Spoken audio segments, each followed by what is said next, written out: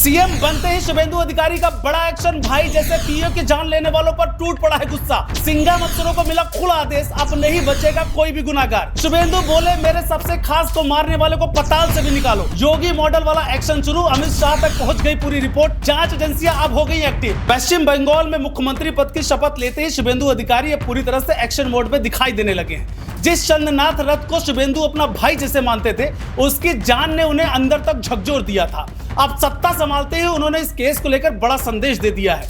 बंगाल की राजनीति में इस वक्त सबसे ज्यादा चर्चा इसी बात की हो रही है कि शुभेंदु अधिकारी ने अपने सबसे भरोसेमंद साथी की जान लेने वालों को किसी भी हालत में नहीं छोड़ने का फैसला कर लिया है। सोशल मीडिया पर लगातार पोस्ट वायरल हो रही है कि मुख्यमंत्री बनने के बाद शुभेंदु ने सिंघम अफसरों को खुली छूट दे दी है और साफ कहा है कि दोषियों को पताल से भी निकालो। यही वजह है कि बंगाल से लेकर यूपी तक इस केस को लेकर हलचल तेज हो गई है।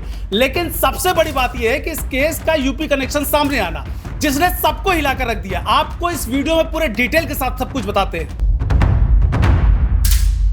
नमस्कार, मेरा नाम है संदीप ओझा। दरअसल चंद्रनाथ रथ हत्याकांड की जांच जैसे जैसे आगे बढ़ रही है, वैसे वैसे नए खुलासे सामने आ रहे हैं। एसआईटी की जांच में पता चला है कि हमलावरों ने जिस कार का इस्तेमाल किया था, उससे पहले ओलेक्स पर बेचने के लिए डाला गया था। यह गाड़ी सिलीगुड़ी के जेम्स विलियम्स के नाम पर रजिस्टर्ड बताई जा रही है। जांच एजेंसियों को जानकारी मिली है कि इस कार में दिलचस्पी दिखाने वालों में एक शख्स पश्चिमी उत्तर प्रदेश का भी था। बस यही से पूरा मामला और ज्यादा गंभीर हो गया। इसके बाद बंगाल पुलिस और दूसरी एजेंसियां तुरंत एक्टिव हो गई। उस व्यक्ति से लंबी पूछताछ की गई। हालांकि अभी तक कोई सीधा लिंक सामने नहीं आया है, लेकिन जांच एजेंसियां इस पूरे एंगल को बेहद गंभीरता से देख रही हैं। अब सवाल ये उठ रहा है कि क्या ये सिर्फ कार खरीदने का मामला था या फिर इसके पीछे कोई बड़ा नेटवर्क काम कर रहा था। हालांकि हलचल इस बात को लेकर के शुभेंदु अधिकारी इस केस को सिर्फ एक हत्या नहीं बल्कि अपने बेहद करीबी पर हमला मान रहे हैं। राजनीतिक गलियारों में चर्चा है कि चंद्रनाथ रथ कई सालों से शुभेंदु के साथ थे और हर बड़े राजनीतिक फैसले में उनकी अहम भूमिका मानी जाती थी।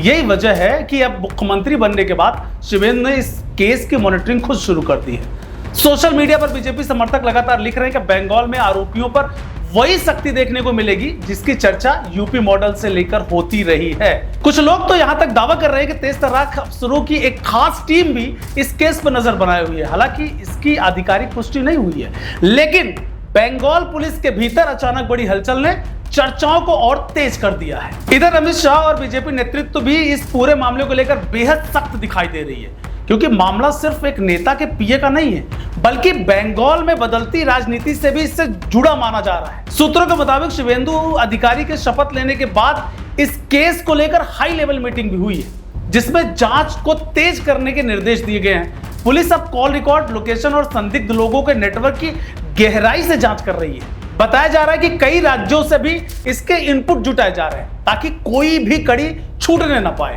यही वजह है कि अब अपराधियों के बीच भी डर का माहौल बताया जा रहा है। सोशल मीडिया पर लगातार यही कहा जा रहा है कि अब बंगाल में अपराधियों के लिए बच निकल पाना आसान नहीं होने वाला। उधर विपक्ष इस पूरे मामले को लेकर सवाल भी उठा रहे हैं, लेकिन बीजेपी समर्थक इसे कानून पर बड़ा एक्शन बता रहे हैं। बंगाल में लंबे समय से राजनीतिक हिंसा और अपराध को लेकर सवाल उठते रहे।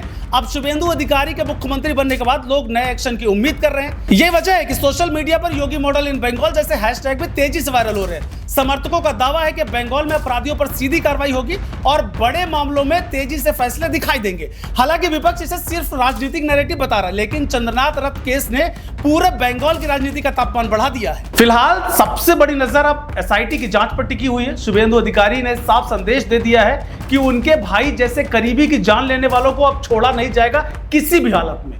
पुलिस हर छोटी कड़ी को जोड़ने में जुटी हुई है और यूपी कनेक्शन सामने आने के बाद जांच और ज्यादा तेज हो गई है। अब सवाल यही है कि आखिर इस हत्याकांड के पीछे कौन लोग थे और क्या जांच एजेंसियां जल्द सबसे बड़ा खुलासा करेंगी।